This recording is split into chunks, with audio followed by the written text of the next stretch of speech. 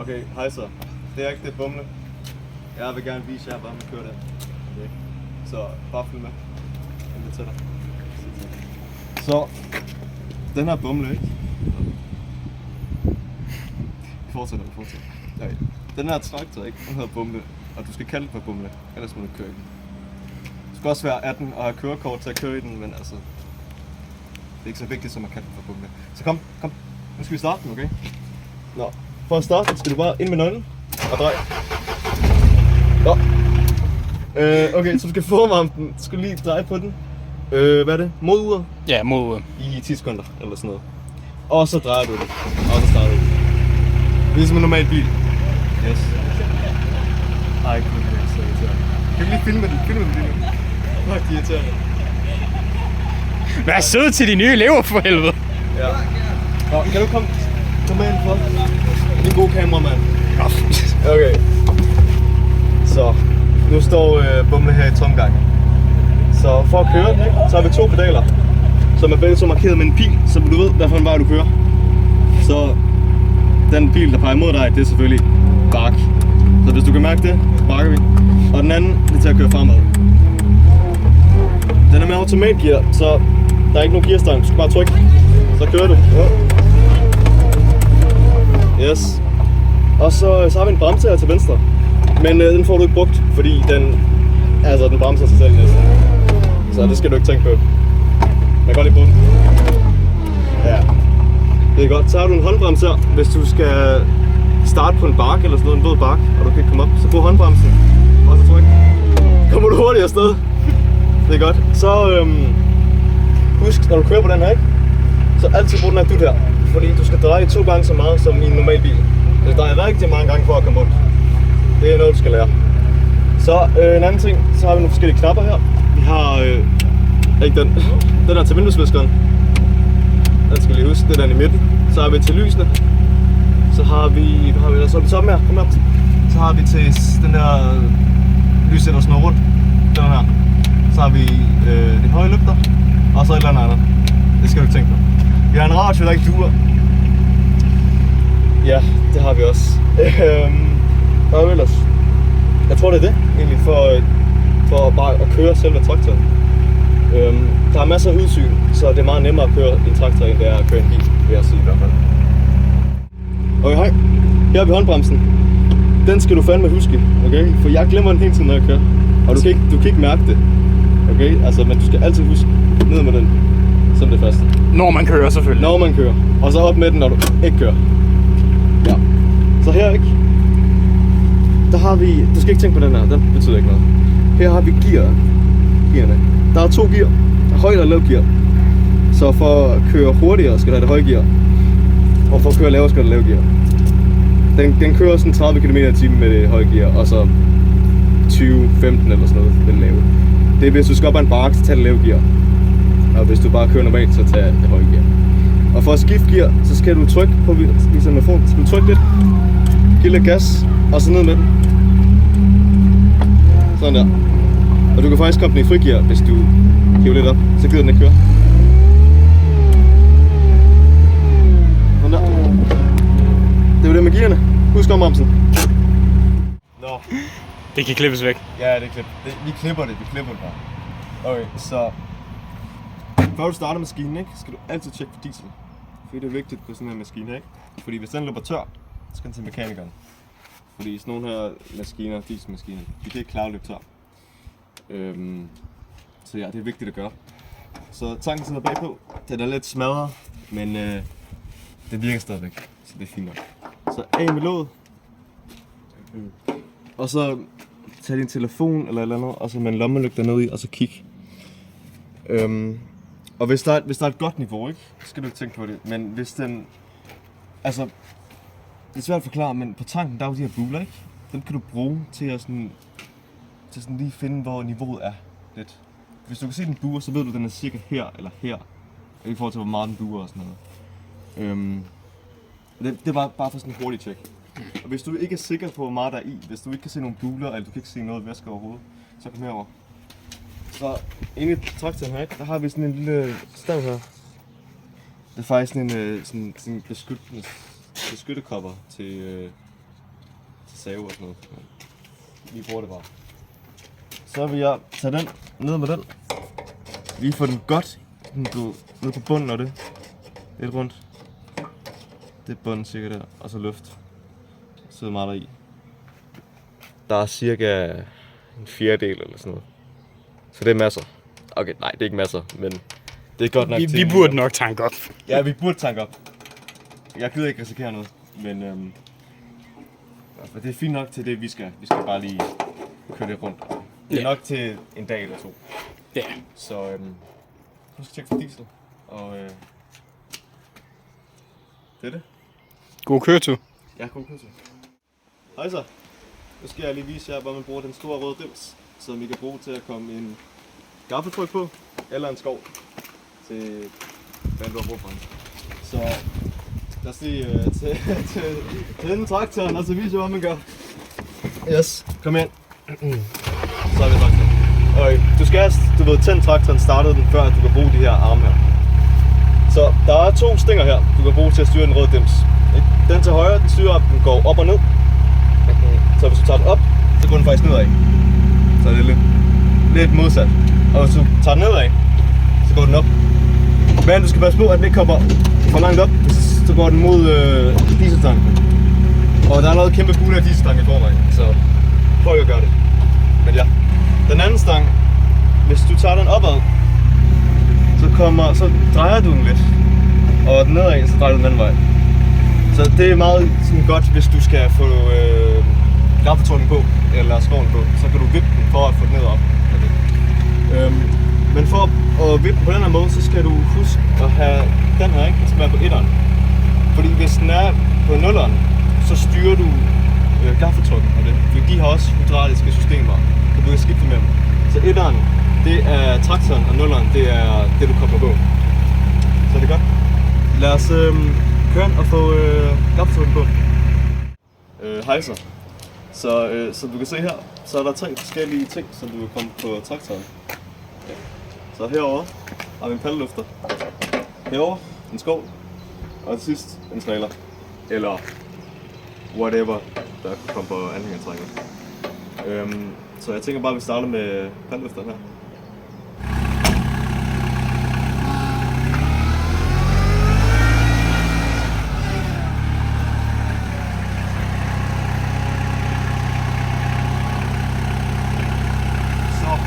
Når vi kommer cirka en halv meter fra den, så sænker vi armen. Vi er op med den her. Så går den langsomt nedad. Så vender du bare lige. Så går den langsomt under. Hvis du ikke har styr på det, så skal vi til at lave gear. Og så langsomt bakker du. Og så der. Og så løfter du den igen. Så den her. Nedad. Så løfter du. Så den her gaffeltryk, ikke? Nej, den hedder den paddeløfter. Den her paddeløfter, ikke? Den kan komme cirka 3 meter op i luften. Og for at den kan det, så skal der være den her lille hydraulisk dims på, ikke? Så den tager vi lige igennem her. Ja. Ind under, selvfølgelig, og så skal den herinde i. På den grønne, så du kan se, der er 2 grønne strips på hver den her, så den skal herinde i.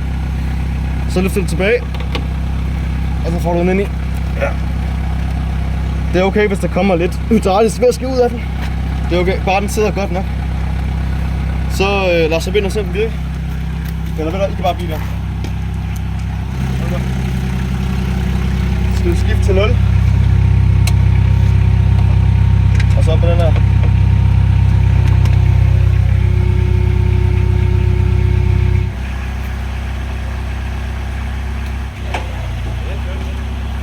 Måske ikke 3 meter. Det er 2 meter. Lad os få det ned igen. Lad os få den af igen. Så for at få den af, skal du først komme herover igen. Skal du først ud med den her igen. Som det første, ud med den her. Det er altså vigtigt, for ellers så sidder den fast, og så kan du risikere, at den knækker. Så ud med dimsen først. Det er okay. Så vil jeg tage den igennem her, så den lige sidder ordentligt fast. Okay. Sådan der, det er fint nok. Og så, ja, så sænker jeg den lige.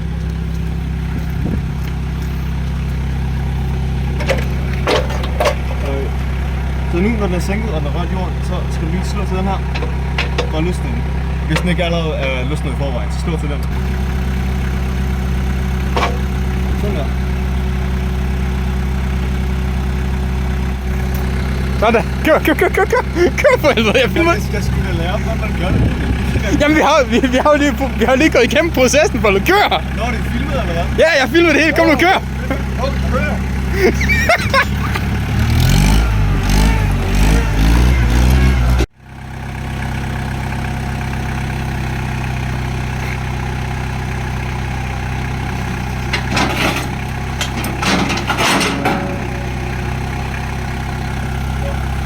Prøv at se over. Når du skal bruge skoven, ikke? Du kan altid huske at fjerne den her. Det er lige det stølben her. Lige hernede. Så den skal altid af, når du bruger den, og på igen, når du ikke bruger den.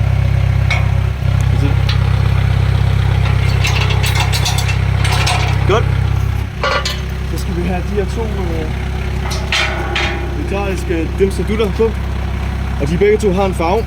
Der er en rød strip på den ene, der skal i den røde, som er den her, den nederste. Og den blå skal i den blå selvfølgelig. Så lad os bare komme den ind i, så er det tilbage med det. Ej, den sidder ikke godt den her, lad os prøve igen. Ja. Den sidder godt, og den anden. Og den sidder også godt. Lad os se om de virker, så vi går herover. Så skifter vi nålen her til 0. Og så prøver vi med stængerne. Prøv at se.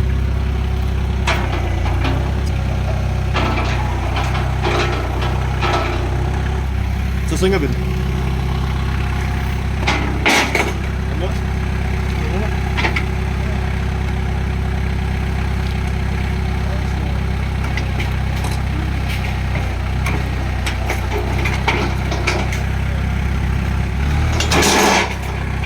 Vi er ikke så dumt sådan ud endnu. Ej, så Jeg glemte det. Ud med den her. Det var synes det første, man skulle. Prøv at se. Så har de den her video som eksempel.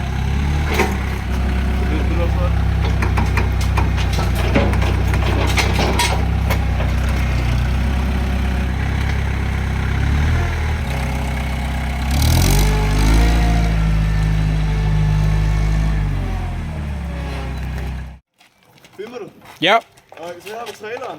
Og nu skal vi prøve at få traileren på. Der skal tiste. Men hvorfor traileren på, skal vi først løfte den røde her. Fordi altså, det er jo klart, du kan ikke komme til anhængertrækket uden at løfte den røde. Så lad os gøre det. Motoren er på noget tændt, så lad os gøre det. Så løfter det her. Yes. Vi er ikke kommet for højt op. Så den ikke stod mod tanken, fordi du kan se, at det er sket før. Ikke mig, der har gjort det, men det er sket før. Og så tror jeg på. Langsomt og forsigtigt. Langsomt. Den tager klik. Så er den godt på. Så, inden for træneren på, ikke? Skal du løfte den rød endnu mere. Så højt som du kan komme. Men stadigvæk, altså det skal ikke være tanken. Så lidt mere kan den gøre. Lidt tilbage. Sådan der, det er godt. Og så vil det være en god idé at tippe den også, så den er lodret. Så det vil være sådan her. Fordi hvis du kommer til at dreje for skarpt med den røde nede, så kommer de her to kanter til at stå ind på siderne. Og du kan se, det er sket før på den ene side og på den anden side. Ja, det skal du ikke gøre. Så altid op med den røde her, før du kører. Og det er også godt at vide, at når du slukker for motoren, og du lader motoren køre ned og blive kold, ikke? Så sænker den igen. Så kommer den hele vejen ned, så du skal huske, når du lige starter motoren igen, så op med den røde, før du kører. Og det er... Nej, der er faktisk ingenting mere. For at få den af, så er der sådan en lille knap under håndtaget. Du skal trykke på, hvis du kan se det. Der er en knap lige der. Yes. Tryk på den, Op med den. Og så er jeg ikke så god til det, men brug den anden hånd til lige at løfte den. Så har du den. Okay, hej igen. Så bare lige sådan FYI. Du skal aldrig nogensinde åbne den højre dør. Altså passagerdøren. Aldrig åbne den. Fordi den er så svær at lukke igen. Altså virkelig svær. På grund af en vis idiot. Jo, jeg har ikke gjort noget. Du hang dit ben ud af vinduet. Jeg efter den var gået i stykker. Prøv at se her. Altså. Ej, jeg kan så smart igen. Den er fin nok, du. Ja, du skal ikke åbne den. Og nu viser vi hvorfor. Ja, nu viser vi hvorfor. Så Åbn Pandoras box. det er også svært at åbne. Så ja. Nu vil jeg lige hoppe ind og se om jeg kan lukke den.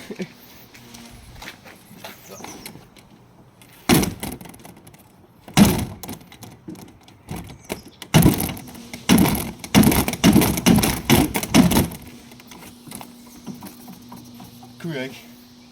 Så lad mig lige prøve en gang.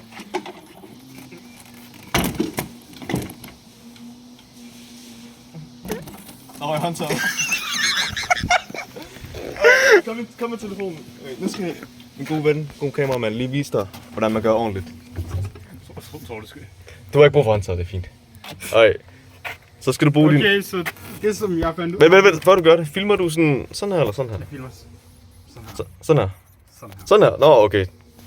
Yes. Bare kom. Okay, så den måde jeg har fundet ud af, det er, at når du her, så hold fast, og så pres ind basically. Fik du den? Jeg prøver igen. Kom nu. Hvor er den? Du gjorde det lige før. What the fuck? Du gjorde det sådan 3 gange i træk lige før. Jamen, du kan se, prøv lige at komme, prøv at lukke døren. Du kan se herovre. Den gider ikke, den er sådan nogle millimeter fra at gå ind. Så du skal hive den, du skal trække den sådan mod dig selv. Hvis det giver mening. Ja, næsten. Kom. Kom nu. Okay, skal vi begge to gøre det? What the fuck? Du virkede det lige før, what the fuck? Jeg ved det ikke. Okay. Sådan der. Nu er den ordentligt på. Ej. Håber I får den generelle idé. Ja. Lad være med at åbne den. Okay, lad være. Ej.